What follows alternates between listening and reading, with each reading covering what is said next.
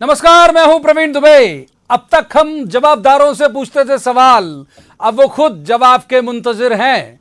मैं जिस वक्त आपसे मुखातिब हूं उस वक्त तक बीजेपी की देहरी छूते ही ज्योतिरादित्य सिंधिया मध्य प्रदेश से राज्यसभा के उम्मीदवार बनाए जा चुके हैं।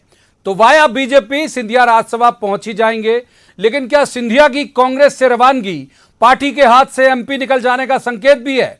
क्या सिंधिया समर्थक विधायकों की महाराज में आस्था को बदल पाएगी कांग्रेस? क्या 16 मार्च से शुरू हो रहा कमलनाथ सरकार का बजट सत्र शक्ति परीक्षण का दिन बन जाएगा? आंकड़ों में समझिए तो इस समय 228 सीटों वाली मध्य प्रदेश की विधानसभा, क्योंकि 2 सीटें खाली हैं अभी, 22 विधायकों के इस्तीफे मंजूर होने की स्थिति में 206 विधायक बाकी रह जाएंगे। इन हालात में कांग्रेस की सीटों का आंकड़ा सहयोगी समेत 99 पर पहुंचेगा। बीजेपी के विधायकों की संख्या 107, सीटों के गणित से इतर बेंगलुरु में बंधक सिंधिया समर्थक विधायकों के मामले में अगर कांग्रेस कानूनी रास्ते पर आगे जाती है तो इन विधायकों को दोबारा चुनाव मैदान में उतरना पड़ सकता है, यानी इनका राजनीतिक भविष्य भी दांव पर होगा। तो अगले 48 घंटे एमपी की राजनीति में क्या नया घटनाक्रम लेकर आएंगे, यह सबसे बड़ा सवाल है जिसका जवाब तो देना होगा। लेकिन पहले आपको दिखाते हैं एक रिपोर्ट, देखिए।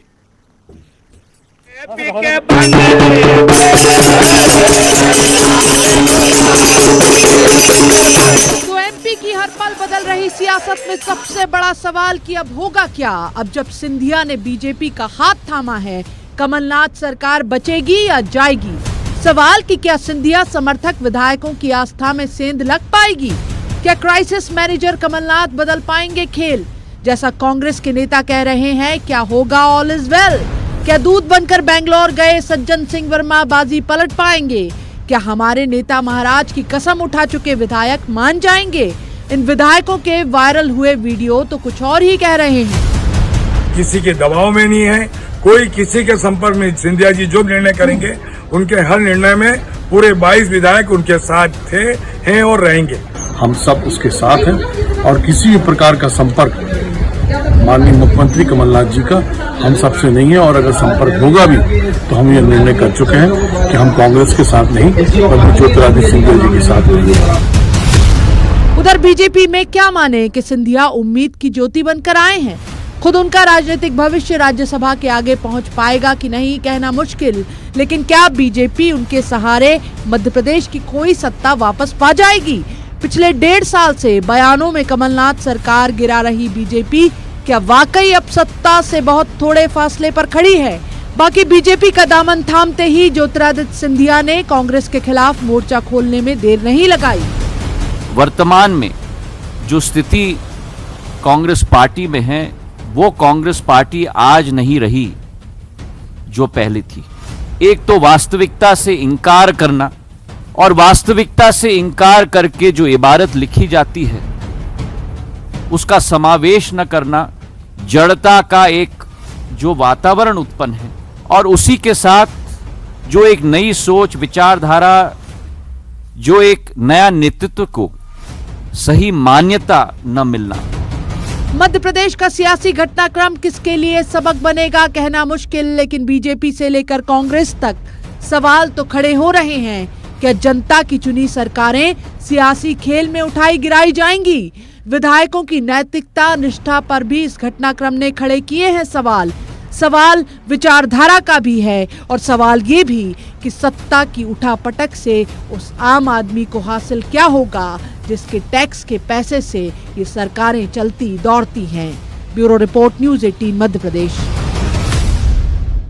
तो इससे पहले हम यहां पर चर्चा की शुरुआत करें, एक बड़ी ब्रेकिंग अपने दर्शकों को दे देते हैं। लगातार जो घटनाक्रम बदल रहा है उसमें जयपुर में कांग्रेस के एक विधायक की तबीयत खराब हुई है। वो जयपुर के नहीं है, हमारे हैं, वहां जयपुर गए हुए हैं जो रुके हुए हैं। एमपी के एक विधायक की तबीयत जयपुर के एक रिसोर्ट में खराब हुई है। विधायक को लेने के लिए पहुंची है एम्बुलेंस।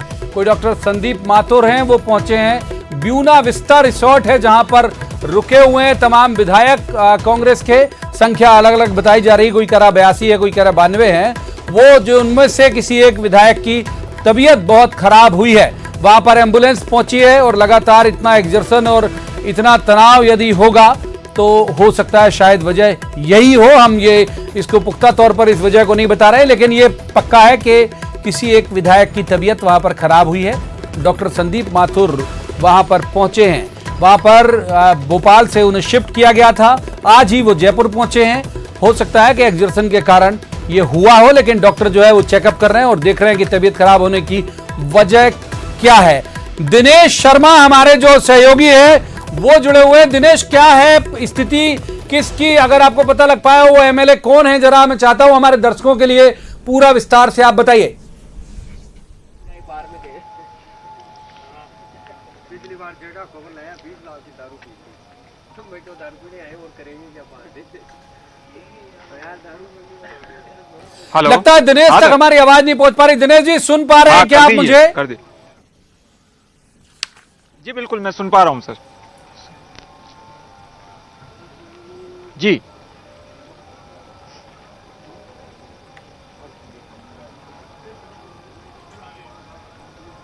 कोई तकनीकी दिक्कत है शायद। मैं पूछना चाह रहा हूं कि अभी वहां पर जो हमारे सहयोगी हैं उनसे मैं पूछना चाहता हूं कि किस विधायक की तबीयत खराब हुई है, पता चला या क्या अभी सूरत हाल क्या है? मैं चाहता हूं कि आप बताएं। रिसोर्ट के बाहर हैं आप तो। विधायक ठहरे हुए हैं ब्यूना विस्टा रिसोर्ट में, वहां पर एक विधायक की तबीयत खराब होने की खबर है। हालांकि अभी तक नाम जो है वो सामने नहीं आ पाया है। डॉक्टर जो है वो यहाँ पर पहुंचे हैं, एंडोक्राइनोलॉजिस्ट हैं डॉक्टर संदीप माथुर, वो यहाँ पर पहुंचे हैं उनका चेकअप करने के लिए।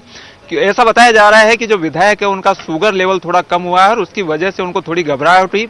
पहले यहाँ पर एम्बुलेंस पहुंची, एम्बुलेंस को इस तरह के निर्देश दिए गए हैं कि वो 24 घंटे अब यहाँ पर तैनात रहेगी, क्योंकि ये जो रिसोर्ट है ये बिल्कुल एकांत में है और किसी भी विधायक को कभी भी कोई तकलीफ हो सकती है, तो एहतियात के तौर पर यहाँ पर एम्बुलेंस तैनात कर दी गई है। इसके साथ ही क्योंकि शुगर लेवल डाउन हुआ था विधायक का, तो उसके बाद एंडोक्राइनोलॉजिस्ट को यहाँ पर बुलाया गया है। वो फिलहाल अंदर गए हैं और चेकअप जो है विधायक का कर रहे हैं। जैसे ही वो बाहर आएंगे हम उनसे बात करने की कोशिश करेंगे कि आखिर किस विधायक की जो है वो तबीयत बिगड़ी है। फिलहाल तक जो है विधायक का नाम उजागर नहीं हो पाया, लेकिन ये पुख्ता खबर है कि एक विधायक की जो है अंदर तबीयत खराब होने की सूचना है।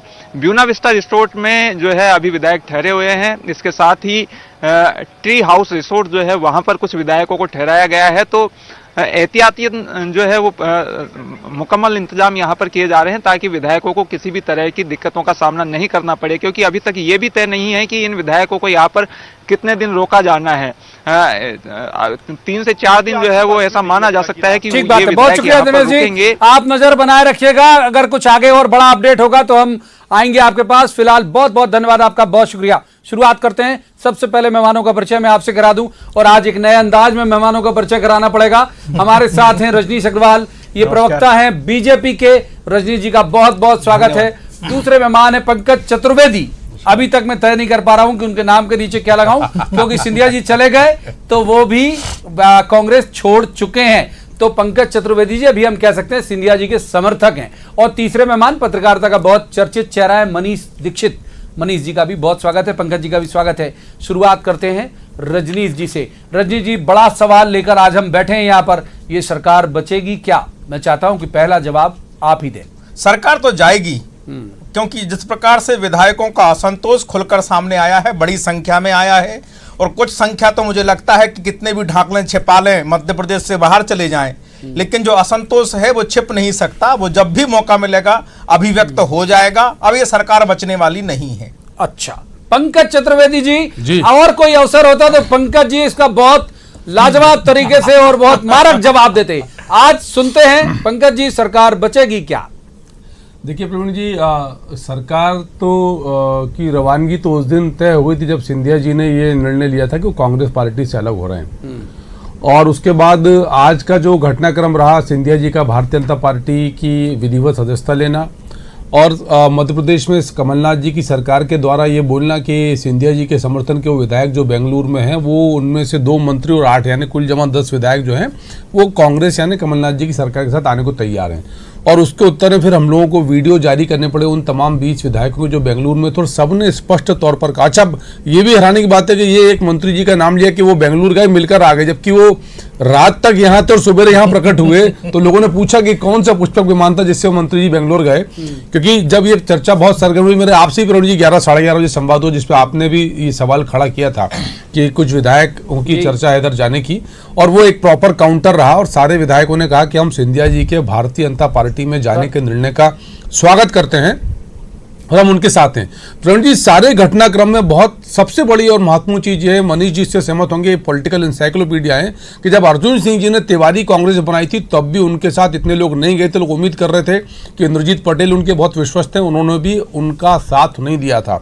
और यहाँ सिंधिया जी के साथ 22 लोग अपनी विधायकी दाव पर लगा चुके हैं, जिनमें से 6 मंत्री। प्रवीण जी, मैं राजनीतिक कार्यकर्ता हूं, मैंने तो बहुत छोटा पद छोड़ा है कांग्रेस पार्टी का, ऐसा मैं मानता हूं इनके त्याग की तुलना में, कि विधायक बनना लोगों का सपना होता है जीवन में, और उसके बाद मंत्री बनना और महत्वपूर्ण विभाग का मंत्री बनना, तो ये सब तो ले लिए होंगे ना साहब लिखित में कोई आश्वासन के यहाँ प्रवीण जी? नहीं, मुझे मैं इसलिए कह रहा हूँ कि आश्वासन और ये बहुत हल्की चीज है सर। जिस लेवल का सैक्रिफाइस, मैं समझता हूँ, मैं बिल्कुल समझता हूँ कि लंबे वक्त से आप किसी पार्टी से जुड़े और उसे छोड़ने में तकलीफ होती है, लोग संस्थान बदलने में, नौकरी बदलने में तकलीफ होती है। एक चीज और, जो एक सवाल सुबह से मैंने मीडिया के अलग अलग मंचों पर पूछा, कि मैं पहली बार ये देख रहा हूँ कि जिस राज्य में आपकी सरकार है उस राज्य में आपकी पार्टी के विधायक सुरक्षित नहीं है, पूछ रहे हैं और आप उनको दूसरी जगह लेके जा रहे हैं। सब पहली बार हो रहा है। हम लोग कल से ये बात पूछ रहे हैं। हालांकि आज थोड़ा सा एक जो नुकसान हुआ हमारी इस डिबेट का वो ये कि गर्माहट जाती रही। हम लोग कह रहे हैं पंकज जी अब सारे उस मसले में,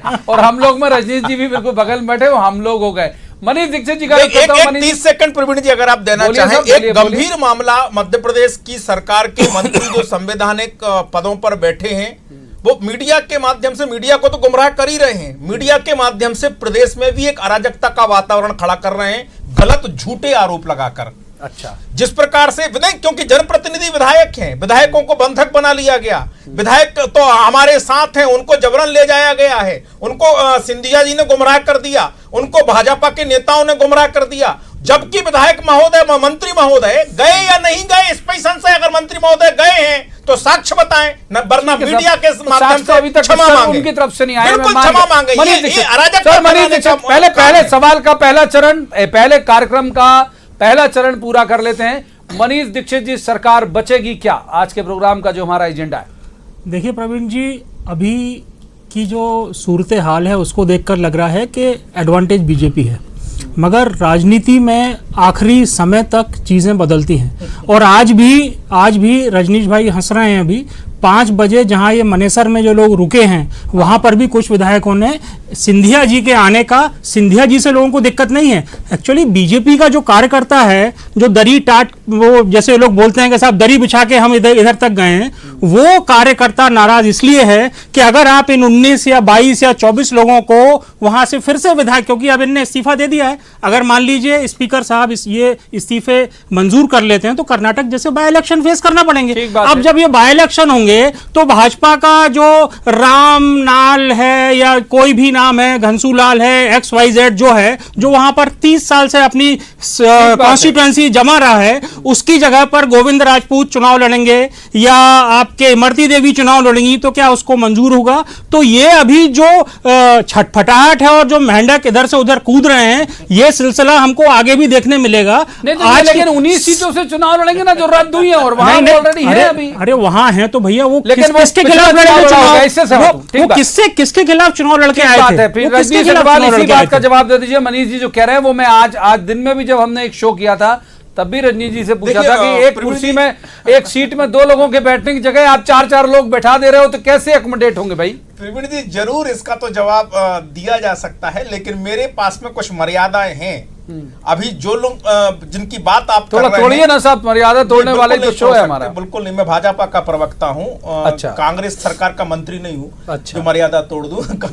क्या है कि जो अभी जिनके बारे में आप बात कर रहे हैं, जिन मंत्री या जिन विधायकों के बारे में, उन्होंने विधानसभा की सदस्यता से इस्तीफा दिया है, भारतीय जनता पार्टी ज्वाइन नहीं की, और मेरा हक नहीं बनता कि उनको पार्टी से मैं चुनाव लड़ाने की घोषणा करने लगूं या उसके बारे में कोई चर्चा करने लगूं, इसलिए मेरी कुछ मर्यादा है। बाकी मनीष जी आप चिंता मत करिए, ये भाजपा है, आप बिल्कुल चिंता मत करिए। हमारा कार्यकर्ता भी चिंता नहीं कर रहा, उसको पता है कि 1.25 साल कैसे उसने अराजकता के कुशासन के झेले हैं, इसलिए उसको क्या करना है वो दिशा निर्देश जो भाजपा तय करेगी उसको मानने वाला है। आप बिल्कुल बेफिक्र रहिए। एक बार पंकज चतुर्वेदी जी चिंता कर रहे हैं कि नहीं, पंकज जी की तरफ चलते हैं। अब तो बहस की गुंजाइश ही खत्म है, तो विमर्श ही कर लेते हैं। तो पंकज जी के पास चलते हैं विमर्श के लिए।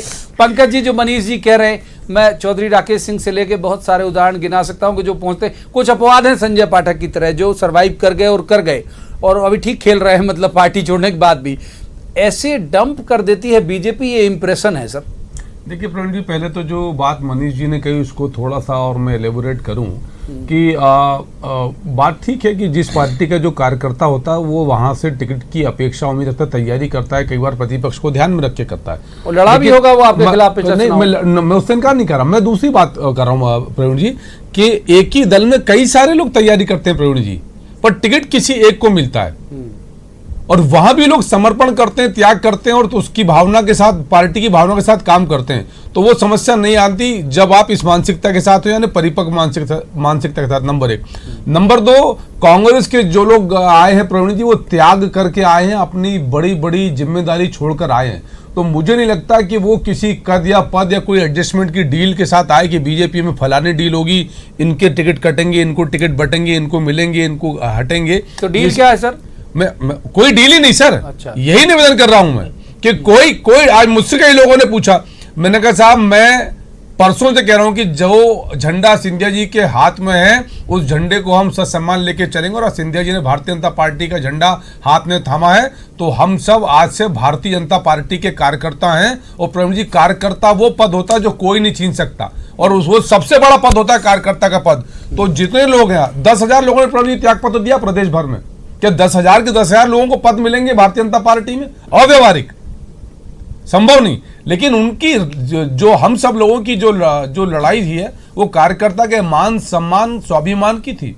मध्य प्रदेश की ठीक है मनीष जी को, सर मनीष जी को अभी तो बहुत पद और कद द्वितीय बहुत छोटी चीज है सर, कोई संघर्ष नहीं है। लंबा करेंगे संवाद सर, आज चिंता मत करिए आप। मनीष जी का रुख करते थे। मनीष जी, फिदाइन जो है वो कहा जाता है, मैं जो जुमले और उदाहरण और मजाक में कह रहा हूँ इस शब्द को, फिदाइन जो है वो सिंधिया जी के साथ हैं, इसमें कोई दो राय नहीं। बहुत सारे लोग बिल्कुल समर्पित भाव से लगे हुए हैं, लेकिन ऐसा थोड़ी है कि तमाम ईमानदारी जो है वो बीजेपी में होगी और ये जो ईमान डोलने वाले जो एमएलए हैं वो सिर्फ कांग्रेस में होंगे। तो आपको नहीं लगता कि काउंटर तो करेगी भी कांग्रेस भी, और कमलनाथ भी छोटे खिलाड़ी नहीं है? देखिए, दोनों राजनीतिक दल राजनीति कर रहे हैं भाई। बीजेपी अभी एडवांटेज पे इसलिए है क्योंकि बीजेपी का पलड़ा भारी दिख रहा है, संख्या बल। हाँ, संख्या बल ज्यादा है, और संख्या बल के अलावा उनकी जो प्लानिंग थी उस प्लानिंग में कांग्रेस फंसती गई। आप देखिए, ये कांग्रेस केवल वो 8 विधायकों के चक्कर में पड़ी रही और यहाँ नाक के नीचे से 18 और निकल गए, है ना। तो बीजेपी मुझे तो लगता है कि बीजेपी ने ये स्ट्रेटेजाइज ही ऐसा किया है, जानबूझकर ऐसा किया है, तो इसलिए उनकी रणनीति इस मामले में बहुत बेहतर है। अच्छा, अब जहां इस पे आ जाते हैं, अभी हमारे साथी पंकज जी कह रहे थे कि पद और उसका लालच नहीं होता। सिंधिया जी जब से राजनीति में हैं तब से लगातार पद पे हैं वो। अभी 1.5 साल में, क्योंकि वो 1 साल पहले चुनाव हारे हैं बड़ी बुरी तरह से, तो उनका कॉन्फिडेंस लेवल हिल गया है ना। उसके बाद आप देखिए, अगर ये डील की बात जो हो रही है कि कोई डील नहीं है, डील बिल्कुल है। आप देखिए, उनके ज्वाइन करने के पहले राज्यसभा का टिकट होना, और अब एक और चीज बता दूं, अगर पंकज जी डिनाई करें और अगर आज नहीं 10 दिन बाद होगा, सिंधिया जी केंद्रीय मंत्री बनेंगे। ये सब डील का पार्ट है पंकज जी। आपके अभी आपकी व्यवस्था है, आप नहीं बोलोगे रजनीश भाई की व्यवस्था है, बट जो हम लोगों को दिख रहा है बाहर से, तो ये सब जो पॉलिटिकल स्विच ओवर होता है बड़े लेवल पर, और सिंधिया जी के स्टेचर के लेवल का आदमी अगर स्विच ओवर करेगा तो ये तो होगा, और बिना डील के कुछ नहीं होता। पंकज चतुर्वेदी, जब आप टर्म्स और कंडीशन के साथ रजनीश बोलना चाहते हैं? नहीं, अच्छा रजनीश, क्योंकि मेरी पार्टी के साथ में अगर वो कार्यालय में आकर सदस्यता ग्रहण करते हैं और हमारी पार्टी उनको स्थान और सम्मान भी ना दे, ये कैसे संभव है? और जिस स्थान और सम्मान के वो काबिल हैं, हम वही स्थान सम्मान तो देंगे ना। पूर्व केंद्रीय राज्य मंत्री को लगातार संसद के सदस्य रहे, उनको अगर राज्यसभा का सदस्य बनाना हमने तय किया तो हमने ये डील कर ली। और आप बताइए, कोई उदाहरण बताइए, 6 मंत्री, इतनी बड़ी तादाद में विधायक, इतनी बड़ी तादाद में संख्या इसलिए नहीं बता रहा हूं क्योंकि अंदर भी भरे पड़े हैं जो जयपुर गए। अच्छा, उसमें भी भरे पड़े, वो भी कई त्याग पत्र देने की संभावना है उनकी भी। आपके साथ हैं? बिल्कुल।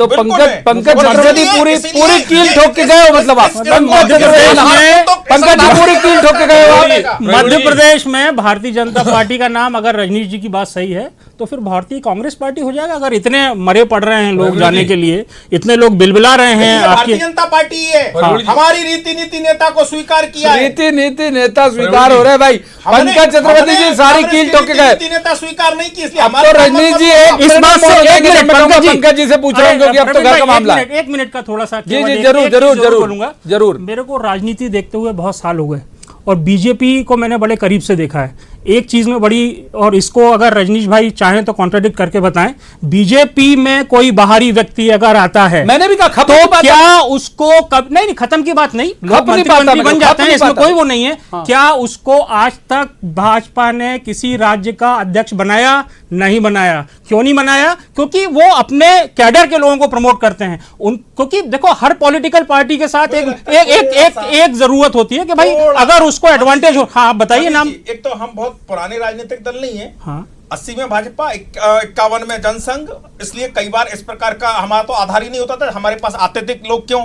अब सरकारों में आने लगे, हमारा जनाधार दिखने लगा, लोग यार, आने लगे। 15 साल से लेकिन आपकी अपना- सरकार आप यहीं मैं रही भाई बताऊं- साहब। अभी मैं बताऊं, कई राज्यों में इस स्तर पर लोग पहुंचे हैं। अरे एक अध्यक्ष का नाम बने बता हैं, दो आप। मुख्यमंत्री बने अरे हैं। एक अध्यक्ष का नाम बता दो भाई साहब। अरे एक अध्यक्ष का। असम में अध्यक्ष भी बना और बाद में मुख्यमंत्री भी बना। आज मुख्यमंत्री है पंकज असम का। चतुर्वेदी पूरी कील ठोक के गए हो आप। ये कह रहे हैं रजनीश अग्रवाल भी इसी तरह से कि वो जो वहां गए हैं लोग, जिनकी अभी हमने एक खबर बताई थी कि एक की तबीयत खराब हुई जयपुर में, और डॉक्टर भी वहां पहुंचे, तो पूरी कील ठोक के गए हो क्या आप? देखिए प्रवीण जी, मैंने तो आज सार्वजनिक तौर पर एक बयान जारी किया कि ये आंकड़ा जो 22 का है, जब तक फ्लोर टेस्ट की स्थिति बनेगी, दिन 2 दिन 4 दिन जब बने, जब राज्यपाल और विधानसभा तय करे, तब तक ये फिगर कम से कम 40 टच करेगा प्रवीण जी, जिसमें वो लोग भी हैं जो किसी दल से नहीं बंधे हैं। आप मेरा इशारा समझ रहे हैं किशोर, मैं इशारा कर रहा हूं मैं। बिल्कुल ये कर रहा हूं। फिगर 40 पे जाएगा। तो जो बात रजनीश जी कह रहे हैं वो बिल्कुल ठीक कह रहे हैं कि अभी आप इंतजार करिए, आने दीजिए स्थितियां परिस्थितियां सामने, तब आपको पता चलेगा कि झूठ का जो आवरण डाला जा रहा है कि सब कुछ इतनी ही कॉन्फिडेंट कांग्रेस भी है पंकज जी, इतनी ही कॉन्फिडेंट नहीं, अपने लहजे से। प्रवीण जी देखिए, रहे कॉन्फिडेंट, लेकिन जो नजर आता है मोटे तौर पे हमको, आपको, मनीष जी को, हम सब लोग दाल रोटी खाते हैं, सबके पास वही बुद्धि ज्ञान है जो ईश्वर ने दिया है। और इसीलिए मनीष जी ने एक बड़े उपयुक्त शब्द का प्रयोग किया कि एडवांटेज टू बीजेपी। हम जब बात करते हैं ड्यूज होता है, टेनिस में गेम होता है, हमारा एडवांटेज वर्ड मैंने सुना था, तो एडवांटेज टू बीजेपी। उसका रीजन सिर्फ यह है कि 22 लोग, जिसमें से 6 मंत्री चिल्ला कर कह रहे हैं कि हम सिंधिया जी के साथ हैं, उनके बीजेपी में जाने के निर्णय का स्वागत करते हैं। अब हम भी बीजेपी में हैं और लगभग 18 और तैयार बैठे हुए हैं कि जब परीक्षण की, इसीलिए मैं कह रहा हूं कि ये फिगर 22 नहीं, ये 40 होगा जब फ्लोर टेस्ट की नौबत आएगी। तो वक्त एक ब्रेक का है, ब्रेक के बाद जब हम वापस आएंगे तो जो इस तरह का सूरत हाल है गवर्नमेंट का, उस पर भी बात करेंगे। और ग्वालियर चंबल की राजनीति कैसे बदलेगी, क्या बदलेगा वहां, जिसका इशारा मनीष जी कर रहे थे, उस पर भी बात करेंगे। आप कहीं मत जाइएगा, हम यूं गए और यूं आए। आप देखते रहिए न्यूज़ 18 मध्य प्रदेश छत्तीसगढ़।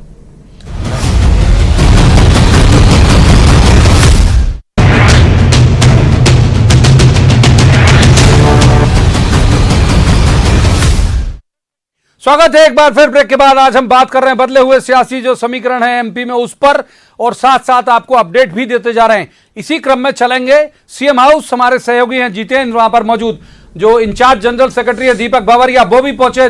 मैं चाहता हूं जितेंद्र कि आप दर्शकों के लिए जो ताजा सूरत हाल है वो प्रस्तुत करें।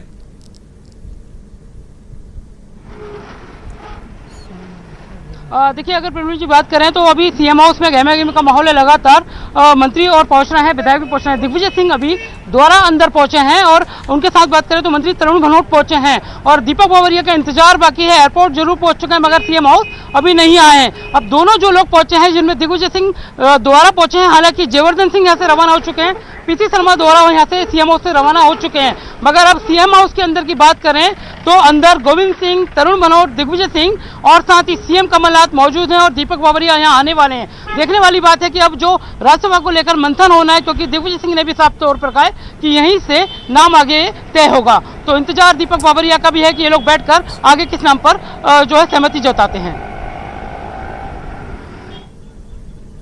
हालांकि राज्यसभा के साथ साथ सरकार बचाने पर भी कवायद चल रही होगी। जितेंद्र, आप नजर बनाए रखिएगा, कुछ ताजा अपडेट होगा तो हम आएंगे आपके पास। बहुत शुक्रिया इस वक्त आपका नया अपडेट कुछ होगा तो आप जरूर बताइएगा। एक बार फिर से रुक कर लेते हैं, मनीष जी की तरफ भी चलेंगे। मनीष जी, कांग्रेस से अब चेहरा आपको कौन लगता है? दिग्विजय सिंह के नाम लगेगी लॉटरी या फिर वो एक्सपोज हुए इस पूरी कसरत कवायद में? देखिए प्रवीण भाई, राज्यसभा का जो भी फैसला होता है वो उसका फैसला केंद्र सरकार ही, मतलब इनका जो भी दल होता है उसका जो हाई कमान है वहीं से होता है। जैसे आज बीजेपी ने अनाउंस किया तो उनका सेंट्रल ऑफिस से हुआ। यहाँ के रिकमेंडेशन, यहाँ के नाम, ये सब कोई मायने नहीं रखते। ये जरूर है कि दिग्विजय सिंह का जो हाई कमान से है वो ट्यूनिंग कुछ गड़बड़ाई हुई है पिछले कुछ दिनों से, तो अब पार्टी उनको फिर से मौका देती है कि नहीं देती है, ये देखने वाली बात होगी। क्योंकि एक तो चले गए अभी सिंधिया जी, और दिग्विजय सिंह, अब जो सबसे बड़ा स्टेक है इस सरकार में वो दिग्विजय सिंह का है। तो क्या कमलनाथ या इनका पार्टी हाईकमान जो एक बार गलती कर चुका है, क्योंकि अगर वो सिंधिया को 6 महीने पहले अध्यक्ष बना देते मान लीजिए, तो ये सब सिचुएशन नहीं बनती। ठीक बात, तो सरकार की जो गलती है वो तो ठीक है, मुझे पर्सनली लगता है कि इसके लिए जो कांग्रेस का आला कमान है वो ज्यादा जिम्मेदार है। क्योंकि आप एक बहुत अच्छी बात मनीष जी ने कही, मैं एक सप्लीमेंट्री पूछ लेता हूं सर आपसे। ये तो दिख भी रहा है, आप देखिए कि किसी भी राज्य में क्राइसिस की शुरुआत होती, पर्यवेक्षक तत्काल भेज दिए जाते हैं, जाइए मैनेज करिए। यहां तो जब वो घसीट के वापस ला रहे थे, खींच के, घसीट शब्द अगर मान लीजिए लगे तो ट्रॉली टो करके लाता हुआ वीडियो अभी तक मेरे मानस में चस्पा है। एक कैबिनेट मंत्री जो है रामबाई का बैग खींचते हुए आ रहे थे दिग्विजय सिंह के बेटे, तब तक भी नहीं जागा कोई, उनका दिल्ली से कोई नहीं आया कि भाई जाए और क्राइसिस मैनेज नहीं। और मेरे को तो ये लगता है कि शायद पार्टी हाईकमान चाहता नहीं कि मध्य प्रदेश की सरकार चले। आप देखिए मध्य प्रदेश के साथ 2 राज्यों में और चुनाव हुए, तीन राज्यों में अध्यक्ष बदले जाने थे।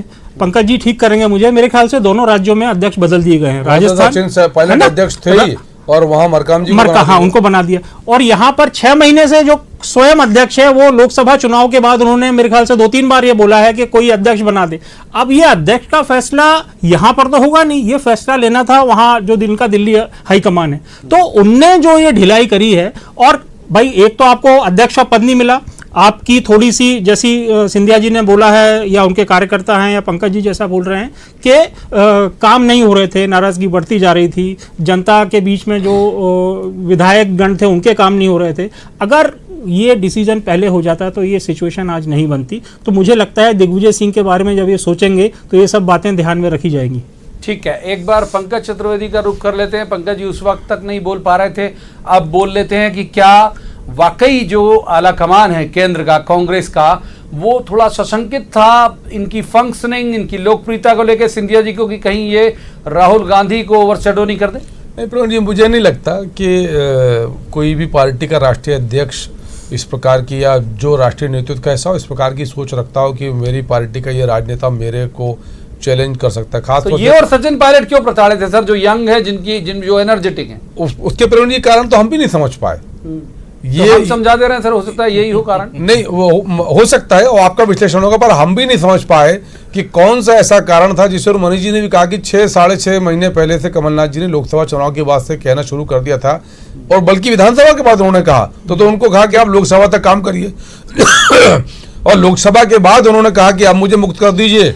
तो हम लोग रोज सुन रहे थे कि आज ऑर्डर हो रहा है, कल ऑर्डर हो रहा है, परसों जिम्मेदारी मिल रही है, फिर जिम्मेदारी मिल रही है, और बात फिर यहाँ तक आ गई कि फिर सिंधिया जी को कांग्रेस पार्टी छोड़नी पड़ी और तमाम और सारी चीजें। और ये जो जैसा मैंने पहले कहा प्रवीण जी कि आप बात, मैं तो हिस्सा हूँ कांग्रेस पार्टी का, रोज प्रदेश कांग्रेस कार्यालय जाकर बैठता था और वहाँ यही था। हाँ बिल्कुल, बिल्कुल था। मैंने जिम्मेदारी है कि मैं करेक्शन मैंने इसीलिए कहा कि वहां जाकर बैठता था और वहां यही पीड़ा थी। और मेरे पास अभी भी, कल भी बहुत सारे फोन आए, परसों से फोन आए, आज तक फोन आए कि भाई साहब आप तो सिंधिया जी के साथ, सिंधिया जी की नाव में बैठकर आप निकल गए, हम लोग तो यहाँ अभी डूबने के लिए, ये शब्द थे मेरे मित्रों के। अब उनका विषय जो भी कुछ हो, तो ये जब परिस्थितियां बनती हैं तो मुझे लगता है कि बहुत सारी चीज़ें जिम्मेदार होती हैं, विशेषकर नेतृत्व का, क्योंकि जिम्मेदारी उनकी है, दिल्ली नेतृत्व की जिम्मेदारी है, कई सारे फैसले लंबित हैं। और ये जो प्रोक्रेस्टिनेशन ऑफ डिसीजन है, ये सबसे बड़ी चुनौती शायद कांग्रेस पार्टी की है, जिसके चलते आज ये स्थिति बनी कि तमाम रजनीश अग्रवाल के पास यही सवाल लेके पहुंचते। रजनीश जी, क्या कुछ शंका थी उनको सोनिया गांधी के मन में कि अगर इन 2 युवा और डायनेमिक चेहरों को प्रमोट किया गया, सचिन पायलट भी और ये भी ज्योतिरादित्य सिंधिया भी, तो हो सकता है कि राहुल गांधी का जो एक्सपोजर है वो यूं भी कम दिखता है वो और कम हो जाएगा? देखिए, इस सवाल का तो उत्तर आपने दे दिया, उसमें अलग से उत्तर देने की आवश्यकता मुझे नहीं लगती, क्योंकि ये सब लोग मानते हैं, कई लोग इस पर आर्टिकल्स भी लिख चुके हैं कि राहुल गांधी जी के एक्सपोजर को लेकर ही इस प्रकार का व्यवहार होता है। लेकिन एक बात और है, जो कमलनाथ जी के कसीदे पढ़ते हैं, उनके प्रबंधन के, उनके अनुभव के, उनके तमाम प्रकार के जीवन के, राजनीतिक जीवन के आयाम के, आप बताइए, ब्यूरोक्रेसी में हंगामा, आपस में IAS IPS लड़ रहे हैं, तमाम प्रकार के DGP को लेकर कोहराम मचा हुआ, फिर CS को लेकर जिस प्रकार की चीजें चली, फिर हनी ट्रैप को लेकर उठा पटक दाव पे चली, मंत्री आए दिन बयानबाजी कर रहे थे और विधायक आए दिन अपनी प्रताड़ना की बात कर रहे थे। कौन सा प्रबंधन था साहब, कौन सा प्रबंधन था? आप अगर आपके साथ अभी है भाई, अभी कहां गिराई सरकार आपने, वो तो आप देख लीजिएगा, कोई दिक्कत नहीं उसमें। और आप अपने साथी जिनके चेहरे पर आपने, मैं कई बार आपके चैनल पर कहता हूं कि कांग्रेस को जो वोट पड़ा उसमें सबसे ज्यादा हिस्सा किसी का था, तो वो सिंधिया जी के चेहरे का था। कई बार कह चुका हूं, जब पंकज जी भी कांग्रेस में रहे हैं तब भी मैंने कहा आपके चैनल, आप लोग बहुत सर्वे में भी आपके यहाँ आता रहा। मैं नहीं, जो जनता से प्रतिशत कांग्रेस के को मिला सिंधिया जी के नाम पर, उसको रिकॉग्नाइज नहीं किया कमलनाथ ने, उसको धोखा देने का काम किया, और कहते हैं कि ये धोखेदार है। धोखेदार तो कमलनाथ है, कांग्रेस है, जिन्होंने उनकी जो जनता से आपने वोट लिया, उनके चेहरे दिखाकर और उनको नकार दिया, धुतकार दिया, अपमान किया, तिरस्कार किया और कहा हमने इतने पद दिए। कौन सा एहसान कर दिया साहब आपने? सवाल ये है, रिकॉग्नाइजेशन जो जनमत का है, जो जनादेश का है, वो आपने नहीं किया। ठीक है, मनीष जी के पास चलते हैं। मनीष जी, ये कैसे समाहित होंगे पूरी समस्या, मतलब पूरी जिज्ञासा, समस्या माफ कीजिए गलत शब्द है, ये जिज्ञासा सबके मन में है कि कैसे समाहित होंगे सिंधिया जी, उनके पूरे समर्थक, और जिले और मंडल और ब्लॉक में भी इनके फॉलोअर हैं, ये कह रहे हैं 10,000 लोगों ने इस्तीफा दिया, ये सब कैसे समाहित होंगे? और खासकर ग्वालियर चंबल में जब बीजेपी का पावर सेंटर वहां बैठता है, बड़े बड़े नाम है वहां से, नरोत्तम मिश्रा भी हैं, जो जिन्हें साजिश का सूत्रधार कहा जा रहा है। मैं सुबह से इस शब्द का इस्तेमाल कर रहा हूं क्योंकि कांग्रेस कर रही है उनके बारे में। तो ये कैसे समाहित होंगे सिंधिया? ग्वालियर चंबल की सियासत में क्या बदलेगा? नहीं, ग्वालियर चंबल की सियासत में जो बदले ना बदले, मैं एक पर्सनल लेवल पर एक चीज़ जरूर शेयर करूंगा कि AICC में प्रियंका गांधी का एक चैम्बर है, उस चैम्बर में केवल 2 कुर्सियां थीं, एक पे प्रियंका गांधी बैठती थी, एक पे ज्योतिरादित्य सिंधिया बैठते थे। सिंधिया जो हैं गांधी परिवार के इतने ज़्यादा निकट थे कि उनकी हैसियत यहाँ के मुख्यमंत्री और जो पूर्व मुख्यमंत्री हैं उनसे ज़्यादा थी कनेक्शन के मामले में, क्योंकि आज शायद राहुल जी का भी एक बयान आया कि सिंधिया एकमात्र ऐसे पॉलिटिशियन थे जो बेरोक टोक मेरे घर आ जा सकते थे। अब जहां तक मिलने की बात है, तो जब इतना बड़ा निर्णय उन्होंने लिया है तो सोच समझ के ही लिया होगा, और जब कोई मेन बड़ी नदी बहती है उसके साथ अगर कोई स्ट्रीम्स जुड़ती हैं तो उस नदी का पार्ट हो जाती है, सहायक नदियां उसमें मिल जाती हैं। ये जरूर है कि उन नदियों का अस्तित्व आगे कोई याद नहीं रखता, क्योंकि वो नदी मेन नदी ही कहलाई जाती है। ठीक बात है, बहुत बहुत अच्छा उदाहरण इन्होंने दिया। हम एक बार पंकज जी का रुख कर लेते हैं। पंकज जी, प्रशासन में कुछ फेरबदल हुए हैं और संयोग से ये वहीं हुए जहां आपका बहुत अच्छा होल्ड था, तो 2 चीजें रिफ्लेक्ट होती हैं, या तो ये सब आपके नेता सिंधिया जी की कराई हुई पोस्टिंग थी जिन्हें किकआउट किया गया कि भाई आप सिंधिया बाहर तो आप लोग भी बाहर होइए, या फिर आप पर कुछ दबाव बनाने की जी मुझे नहीं लगता, मुझे लगता है कि सरकार जिस प्रकार से सुबह से ये कोशिश कर रही कि सब विधायक जो हैं उसमें से 10-12 इधर हैं, वैसे ही संदेश देकर ये स्थापित करने का प्रयास किया था कि सिंधिया जी की तो बहुत सुनवाई होती थी, प्रशासनिक व्यवस्था उनके हिसाब से थी, अफसर उनके हिसाब से पदस्थ थे, क्योंकि आप इन अफसरों को बदल के कलेक्टर ही रहेगा, SDM ही रहेगा। और जिस प्रकार का वातावरण मध्य प्रदेश में सरकार के स्तर पर है कि 5-7 दिन 17-18 जब तक का समय संवैधानिक प्रक्रिया तय करती है फ्लोर टेस्ट के लिए, तब तक के लिए सरकार है, तो कौन सा उसमें आप परिवर्तन कर देंगे? एक ये छद्म संदेश निरूपित करने का प्रयास किया जा रहा है कि तब तक के लिए ही सरकार है, मतलब ज्यादा दिन की नहीं है। तो जो देखिए दिख ही रहा है ना, ये तो सामने है सर, ये तो लिखा हुआ स्पष्ट दिख रहा है कि मान लीजिए आप लोगों के जरिए होंगे तो ये लोग निराश नहीं होंगे कि साहब आप तो चले पॉलिटिकल आदमी हैं, आप तो चले गए, कोई हमारा प्रवीण जी, ये कोई, अब वही मैं आपसे कह रहा हूं कि ये एक नकली संदेश दिया जा रहा है, स्थापित किया जा रहा है कि सिंधिया जी के लिए बहुत किया, उनके हिसाब से लोगों को पदस्थ किया, इसलिए उनको बदला जा रहा है। सर आप रामलाल को कलेक्टर रखिए, श्यामलाल को वही कलेक्टर रहेगा, 5-7 दिन में कोई बहुत बदलाव आने जाने वाले नहीं है, और ना कोई ऐसा सारी चीजें कि आप इनको बदल कर कोई बहुत आसमानी सुल्तानी काम 5-7 दिन में कर लेंगे। तो मुझे लगता है कि ये एक और राजनीतिक बचपने का उदाहरण है, एक बचकानी हरकत जैसा है कि सरकार इस प्रकार से स्थापित करने का छद्म प्रयास कर रही है कि बहुत कुछ सिंधिया जी का था, ब्यूरोक्रेटिक सेटअप उनके हिसाब से था और अब हम उस सबको बदल रहे हैं। रजनीश अग्रवाल, महल जो है अब तो महल में एक ही रंग हो गया, भगवा गेरुआ जो भी कहते, रंग दे तुम मोह गेरुआ हो गया महल। महल में एक वक्त महल से दो शिराएं निकलती थी सियासत की, अब एक हो गई। ये ग्वालियर चंबल वाले लोग, और खास तौर पर जयभान सिंह पवैया का यहां मैं जिक्र करूंगा, क्योंकि जयभान सिंह पवैया माधवराव सिंधिया के वक्त से खुल के सिंधिया राजघराने के खिलाफ बोलते आ रहे हैं और ज्योतिरादित्य तक भी उन्होंने इस कड़ी को जारी रखा था। रजनी जी, देखिए, महल की जो आप अगर पृष्ठभूमि की बात कर रहे हैं तो महल की पृष्ठभूमि जनसंघ की है, संघ की है। माधवराव सिंधिया जी की भी पृष्ठभूमि जनसंघ की है। वो जो घटा इतिहास में वो बहुत दुर्भाग्यजनक घटा, शर्मनाक घटा, और उसके बाद में माधवराव सिंधिया जी ने अलग रुख इख्तियार किया राजनीतिक दल के तौर पर, और बाद में उनके साथ भी अपमान तिरस्कार का आप पहले भी जिक्र कर चुके हैं, इसी चैनल पर कई बार जिक्र हुआ है। और अब उसी का दोहराव हुआ, उनके साथ में भी जो ज्योतिरादित्य सिंधिया जी है उनके साथ में भी अपमान तिरस्कार उपेक्षा हुई, और उन्होंने जो यशोधरा जी ने कहा ना घर वापसी, ये तो ज्योतिरादित्य सिंधिया जी की घर वापसी हुई है। यानी भले ही व्यक्ति के नाते आप उनको ना कहें कि वो तो कांग्रेस से शुरुआत की, लेकिन एक तौर पर जो विचारधारा के तौर पर यशोधरा जी ने कही वो बिल्कुल उन्होंने अपने भतीजे के बारे में सही बात कही है, और मुझे लगता है उसी तौर पर। दूसरी बात, समन्वय कैसे होगा, कैसे एक साथ काम करेंगे, आप देखते जाइए। कुछ लोगों को मुझे लगता है, चिंतित नहीं हो सर, जिज्ञासा है मेरी, दर्शकों की भी होगी, इसीलिए जिज्ञासा हो सकती है। ये पार्टी की कार्यपद्धति ऐसी है कि इसमें कई लोग अलग अलग तौर पर जो वर्ग जाति पंथ क्षेत्र के भी होते हैं, बुद्धि के स्तर पर अलग अलग होते हैं, लेकिन एक साथ चलने का अभ्यास इसकी कार्यपद्धति में, इसकी शैली में है। और आप आगे देखेंगे सब एक साथ चलेंगे और एक साथ चलने वाले लोग हैं, एक साथ चलेंगे, एक साथ चलने वाले लोग हैं। मनीष दीक्षित जी का रुख करते हैं। मनीष जी, ये क्राइसिस जो कांग्रेस में पैदा हुआ, हम सरकार बचेगी क्या, हमारा मूल एक ब्यूरोक्रेसी के मामले में अगर आप दोपहर में भी चर्चा हुई, अगर आप अनुमति दे दें तो। बोलिए सर, बोलिए सब अनुमति, अब तो आप लोग सामूहिक बैठे हो तो अनुमति है सर, बोलिए। कलेक्टर, एसडीएम बदलना, इनका संदेश देने का कारण कोई भी हो, मुझे लगता है कि कई लंबे समय से वल्लभ भवन को समझने वाले मनीष जी हैं।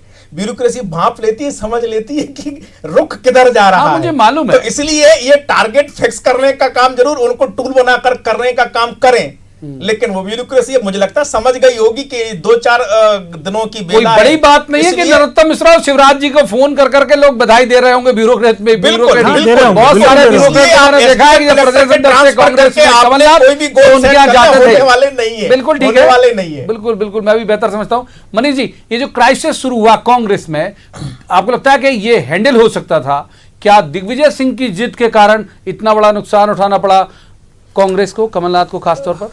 अगर हुआ नुकसान तो बिल्कुल नुकसान हुआ है और क्राइसिस खड़ा हुआ, उसके लिए जितना जिम्मेदार दिग्विजय सिंह जी हैं उतने ही जिम्मेदार कमलनाथ जी भी हैं। उसकी वजह यह है प्रवीण जी के विधायकों से आप मिल नहीं रहे हो, क्योंकि एक बाहर ये संदेश बड़ा पॉपुलर है। हम लोगों की विधायकों से बात होती है तो लोग बड़े दुखी हैं इस बात को लेकर कि साहब हमसे मिल ही नहीं पाते थे, उनके पास जो कोठरी थी उस कोठरी को भेद पाना बड़ा मुश्किल था। तो एक्चुअली ये इस बात में मैं, जैसे रजनीश जी बोलते हैं मैनेजमेंट, और ये मैं एक बात का कायल हूं उनका कि उनका जो एक्सपीरियंस है और जो उन्होंने क्राइसिस मैनेजमेंट कई बार किया है, मगर वो एक जिसको बोलते हैं ना कि एक बड़े लेवल का खिलाड़ी है, वो यहाँ आके फंस गया है। उन्होंने राज्य की राजनीति कभी करी नहीं है कमलनाथ जी ने, और राज्य की राजनीति में राजा महाराजा और इन सब के चक्कर में वो फंस के वो उन्होंने जिसको बोलते हैं कि लास्ट टाइम में अपना जो एक स्टेचर था उस स्टेचर को गिरा दिया है। अब जहां तक दिग्विजय सिंह जी की बात है तो दिग्विजय सिंह जी के बारे में ये जिस दिन से ये ऑपरेशन पहली बार खुला है, और चलिए बीजेपी वालों एक तरफ मान भी लेते हैं कि बीजेपी वालों ने एक किया था, क्योंकि बीजेपी वाले मना कर रहे हैं कि हमारा इसमें कोई हाथ नहीं है, उन्होंने किया था, मगर जिन लोगों को बारे में जब पहले बात हुई उनके बारे में बताया गया कि साहब उनको बंधक बना लिया गया है,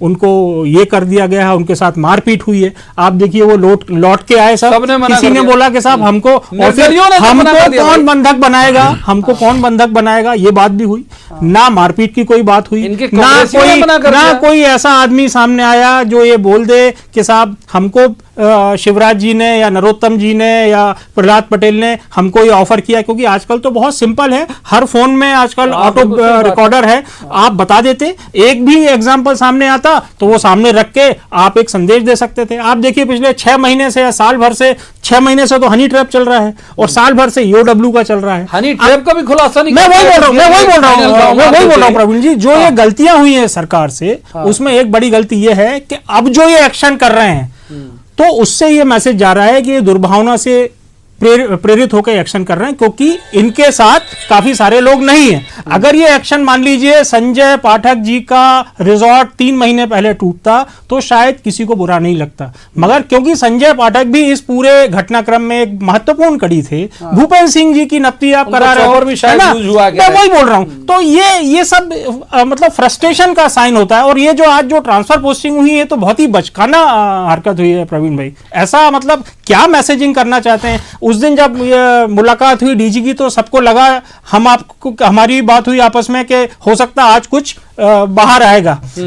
अब इससे तो ये लगता है कि कुछ है ही नहीं, अगर कुछ होता तो बाहर आता, अगर बाहर अभी तक नहीं आया तो फिर कब आएगा? उकसा रहे हो क्या? हो तो आए ना यार, भाई रजनी जी हो तो आए ना बाहर। रजनी जी, मैं मनीष जी की बात कर रहा हूं, मेरा ले लो सर, एक सवाल ले लो, रजनी जी ले तो लो, मनीष जी जो बोल रहा है उसी को आगे कर रहा हूं, मैं एडवा नहीं करूंगा। जिस वक्त क्राइसिस मैनेजमेंट की मीटिंग वहां शुरू हुई उस वक्त चीफ सेक्रेटरी को बुलाया गया तो लगा राज्यपाल मौजूद नहीं हो सकता, सामूहिक इस्तीफे की तरफ जा रहे हो, चरम तक हम लोग सोच लेते हैं भाई, और सैलरी इसी बात की मिलती है कि सोचते रहो और आकलन करते रहो क्या हो सकता है, तो सारी संभावनाओं पर विचार करो। तो लगा कि भाई इसलिए बुलाया, अचानक डीजी बुला लिए गए, तो डीजी का इस क्राइसिस को मैनेज करने में 2 ही रोल है, या तो पुलिस के जरिए बंधक बनाए जो बिल्कुल संभव नहीं है, कतई संभव नहीं है लोकतंत्र में। लगा कि शायद कुछ सीडी जो है डीजी दे जाएंगे क्योंकि वो हनी ट्रैप के एसआईटी के चीफ भी थे, हुआ करा कुछ नहीं। ये रजनी जी आप क्या कहना देखिए, एक तो ऐसा है कि बीके सिंह जी को डीजी पद से अचानक हटाना इस पूरे क्राइसिस के दौरान, ये हनी ट्रैप तो मामला अलग है, क्यों हटाने का काम हुआ ये जरूर आप जो की बात कर रहे थे जर्नलिज्म के की बात, वो जरूर पता करिएगा तो आपको पता चलेगा कि किस प्रकार से ये हम विपक्षी लोगों को दमन करने का प्लान कर रहे थे, वो संभव हो नहीं पाया, और वो उनको उल्टी पड़ गई। दूसरी बात ये है कि अगर जनता के बीच में सरकार की, कमलनाथ की कांग्रेस सरकार की धाक और साख होती साहब, तो 5 विधायक भी डरते कि हम जनता को क्या मुंह लेके जनता के सामने जाएंगे, हम इनके खिलाफ लड़ेंगे तो हम निपट जाएंगे। लेकिन जनता में धाक और साख खोई है, इनके वचनों के कारण खोइए, इनके कुकर्मों के कारण खोइए, अराजकता के कारण खोइए। जनता में प्रसन्नता है कि यह सरकार जा रही है, आप इसको स्वीकार करें या ना करें, एक सर्वे करा के देख लें, जनता में प्रसन्नता है कि यह सरकार जा रही है।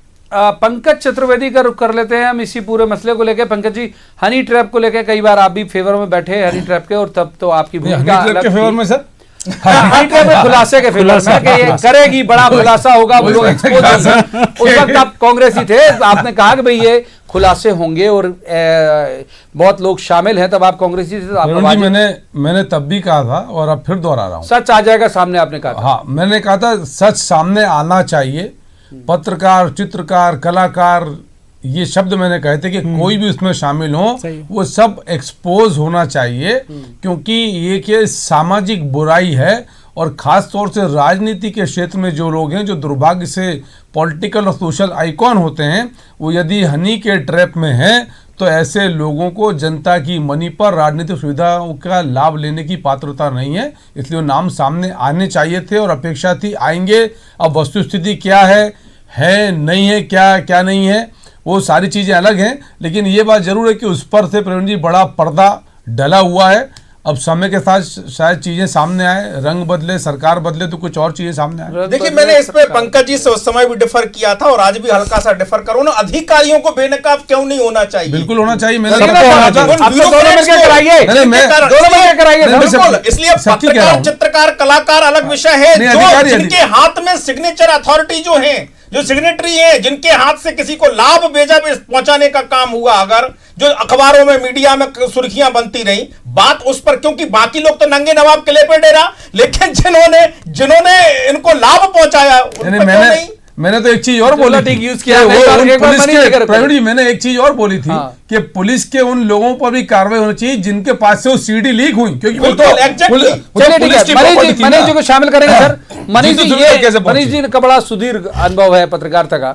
मनीष जी, क्या लगता है आपको ये 22, मुझे लगता है कि वहीं फ्लो टेस्ट तक ही शायद वहीं रह जाए, उनके बिना ही फ्लो टेस्ट कराएगी, या फिर क्या योजना आपको लगता है कि फ्लो टेस्ट के पहले वो 22 से फ्लो टेस्ट के पहले या जिस दिन होगा उसी दिन वो यहाँ पर सब अवतरित होंगे, क्योंकि अभी राज्यपाल जी भी नहीं है। राज्यपाल से जाहिर है 1-2 दिन में बीजेपी मिलेगी और उनसे बोलेगी कि साहब ये सरकार अब अल्पमत में आ गई है, तो राज्यपाल साहब फ्लो टेस्ट के लिए एक तारीख तय कर देंगे। इसीलिए आप ये देखिए कांग्रेस के भी विधायक गायब हैं सर, वो भी बाहर हैं, तो ये सब लोग उसी दिन आएंगे जिस दिन का ये समय और तिथि निर्धारित होगी। मनीष भाई, इसमें राज्यसभा चुनाव के नामांकन या तो उनके हस्ताक्षर कराने पड़े, क्योंकि उसमें विधायकों के नाम लगते हैं। वही मैं कह रहा हूँ। हाँ, 13 तारीख, फिर तो 13 तारीख को आना ही पड़ेगा, या 16 लास्ट है ना उसमें? नहीं, 13 लास्ट है। 13 लास्ट है, 13 को आना पड़ेगा। फिर हस्ताक्षर तो पहले भी हो सकते हैं, या जाके भी कराए जा सकते हैं, हो सकता है करा लिए गए हों, जाके भी करा लिए जाके करा नहीं गए, अभी कराए जाएंगे, जाके कराए जाएंगे। सारी सूचनाएं हैं। देखिए, आप दूसरी पार्टी के भी यहाँ पे पूरे लोगों को एक बार पंकज चतुर्वेदी का रुख करते हैं। पंकज जी, कहा अक्सर ये जाता है कि कोई भी व्यक्ति जो है, अगर संकट बहुत बड़ा नहीं है तो सबसे सुरक्षित अपने घर में है, तो एमएलए यहां ज्यादा सुरक्षित होते, वो मजाक नहीं उड़ा रहे होंगे गहलोत साहब के? यार, आपकी भी तो गवर्नमेंट वही है एमपी में, वहां बीजेपी गवर्नमेंट थोड़ी। इनका जाना ठीक लगता है कि कर्नाटक जा रहा है क्योंकि इनकी सरकार वहां है, इनकी यहाँ नहीं है, मैं तो हरियाणा जा रहा है। मैं तो सर यही सवाल कह रहा हूँ कि भारतीय जनता पार्टी को तो ठीक है, समझ आता है कि वो प्रतिपक्ष में, तो अपने 106 विधायकों को लेकर गुरुग्राम हरियाणा चलेगी जहां भारतीय जनता पार्टी की सरकार है। देश के इतिहास में प्रवीण जी ये पहला मौका है कि जब कहीं कोई क्राइसिस जैसी सिचुएशन है और सरकार ने, जिस राज्य में उसकी सरकार है, वहां पर अपनी सरकार अपने स्व प्रबंधन पर अविश्वास करके दूसरे राज्य में गए, तो वो इसीलिए तो मैं कह रहा हूं प्रवीण जी कि वो 22 नहीं, वो 40 तक जाकर आंकड़ा टिकेगा, क्योंकि उनको भी पता है कि जो अपने घर में हमको सुरक्षित नहीं मान रहे हैं, गहलोत जी की शरण में आना पड़ा है, तो वो आगे क्या बचाएंगे, क्या सरकार चलाएंगे? ना मानो तो छोड़ दो। बिल्कुल ठीक। मनीष जी, राज्यसभा इलेक्शन मतलब ये मौजूदा सरकार कराएगी या नई सरकार कराएगी, क्या कैसे लगता है आपको? 22-26 मैं एक अपने पुराने कांग्रेसी मित्र जो अब भाजपा की तरफ जा रहे हैं उनकी एक चीज करेक्ट कर दूं, ये पहला मामला नहीं है। गुजरात में पिछले साल रजनीश जी को याद होगा, नहीं, अंदर का मामला नहीं, राज्यसभा इलेक्शन के लिए हुआ था, खुजूरिया जो हुआ था। हाँ, राज्यसभा इलेक्शन के लिए, तो पहला मामला नहीं है। पंकज जी, आप अब थोड़ा सा इस पे भी ध्यान रखें। अब आप सवाल प्लीज, मैं सवाल भूल गया, आपका सवाल भूल गया। कांग्रेस खिलाफ उसमें भाजपा कांग्रेस पार्टी नहीं थी, उसमें भाजपा बहुत पुराना बीजेपी ने अपने, अरे पिछले साल भैया बीजेपी ने अपने पूरे विधायक इधर शिफ्ट करे थे, वो भी कर्नाटक गए थे, वो भी करना, आप अभी चेक कर लो गूगल पे। आपका सवाल क्या था? मैं भूल गया चेक जी, आप तो बात करी पूरी मनीष जी, तो ये सवाल ही भूल गया। हाँ, मैं सवाल भूल गया, उसमें इनको बताने के चक्कर में मेरा सवाल ये है कि आपका अनुभव क्या कहता है तारीख को लेके, मतलब तारीख पर तारीख जो डायलॉग है, तो आपका मुझे लगता है गिरने वाली, अगर गिरी तो 16 या 17 प्रवीण जी। अच्छा, 16 या 17 सर। 16 को तो हम तो पहला दिन है, मनोहर लाल ऊंटवाल जी नहीं रहे, तो शायद कार्रवाई तो 16 उसमें, क्योंकि हाँ वो उसमें निकल जाएगा, तो 17 जो है, 17 को खतरा है और इस सरकार की लाई लुटने की संभावना है। बकरे की मां कब तक खैर मनाएगी, 17 को निपट जाएगी। पूछेंगे कौन लोग, ये पूछेंगे रजनी जी से। रजनी जी, आश्वस्त हैं अब तो, और ज्यादा हो गए होंगे, अब तो पूरी तरह से हो गए होंगे, लेकिन कमलनाथ का जो इंप्रेशन है वो ये है कि साहब जबरदस्त मैनेजर हैं और वो धोनी की तरह बेस्ट फिनिशर भी हो सकता है। कई बार आपके चैनल पर कह चुका हूं, एक उदाहरण आप बता दो। मैं आपके चैनल पर कहा करता था, पंकज जी उस तरफ से कहा करते थे, मैंने कहा था कि हमारा विधायक दल जस का तस है, एक ने भी रिजाइन नहीं किया। आप शक और संदेह करते थे और आज वो बात सच सामने आ गई। और जो हमारे, मैंने कहा कि कांग्रेस के ही विधायक बड़ी संख्या में, यानी 6 मंत्री और बाकी विधायक यहां से वहां इकट्ठे होते हैं, जाते हैं, वहां से उड़ के कर्नाटक चले जाते हैं, इनको खबर ही नहीं पता चलती। तो काहे का मैनेजमेंट की बात कर रहे हैं? भूल जाओ साहब, अब तो भूल जाओ उनके कसीदे पढ़ना, क्योंकि एक नहीं कर सकते। मीडिया को केवल गुमराह करने का काम कर रहे हैं। और हम तो संभावनाओं पे बात कर रहे हैं। नहीं, संभावनाओं की बात कर रहा हूं मैं, ये केवल मीडिया को गुमराह करने की बात कर रहे हैं, क्योंकि संभावना वहां होती है जहां कोई तर्क हो, जहां कोई तथ्य हो। आप झूठ बोल रहे हैं। सज्जन सिंह वर्मा मीडिया को गुमराह कर रहे हैं। मैं गया और मैंने इतने लोगों से बात करी। तत्काल सवाल हमने उठाए थे, तुरंत सवाल उठाए थे कि वो नहीं गए होंगे। दिग्विजय सिंह जी, जीतू पटवारी जी कहते हैं रेस्क्यू करके लेके आए। वो संजीव कुशवाहा जी, राजेश शुक्ला जी की मंत्री जी, जरा डराओ, किसको रेस्क्यू करके लाए आप? तो मंत्री जी दाएं बाएं भाग जाते हैं। बिसाहूलाल आए थे, वे चले गए। बिसाहूलाल जी, एदल सिंह कसाना जी, ये तो इनके आपके साथ में मंत्रिमंडल में काम किए दिग्विजय सिंह जी। तो मुझे लगता है, तो चलिए सर, माफ कीजिए, वक्त यहीं तक की चर्चा की इजाजत देता है। बहुत बहुत शुक्रिया तीनों मेहमानों का। लेकिन ये बात तय है कि जो आने वाले दिन, बीते कई दिन भी रहे उथल पुथल भरे, लेकिन आने वाले जो दिन हैं वो एमपी की सियासत में बहुत उथल पुथल भरे होंगे। और ये देखना बड़ा दिलचस्प होगा कि कौन आखिर इस पूरी नूरा कुश्ती है, ये जो लड़ाई है, इसमें जीतेगा आखिर कौन। दावे जरूर हैं कि बीजेपी जीत रही है। तो आज की इस चर्चा में इतना ही। कल किसी खास मुद्दे पर खास पैनल के साथ बैठेंगे और कहेंगे, जवाब तो देना होगा। तब तक आप देखते रहिए न्यूज़ 18 मध्य प्रदेश छत्तीसगढ़।